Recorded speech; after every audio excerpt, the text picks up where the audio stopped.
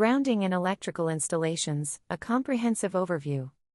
Grounding is a critical aspect of electrical safety, ensuring that electrical faults are safely diverted to the earth. There are two primary types of grounding. 1. System grounding, earthing purpose, to provide a low-resistance path for fault currents to flow to the earth, preventing dangerous voltage rises and minimizing the risk of electrical shock. Method, typically achieved by connecting the neutral conductor of the electrical system to a grounding electrode system, GES, such as a ground rod or a buried conductor. 2. Equipment grounding. Purpose, to provide a conductive path for fault currents to flow from the metallic enclosures of electrical equipment to the grounding system, preventing the equipment from becoming energized and posing a shock hazard. Method, typically achieved by connecting the metallic enclosures of equipment to the grounding system using grounding conductors. Note, while system grounding and equipment grounding are distinct concepts, they are interconnected.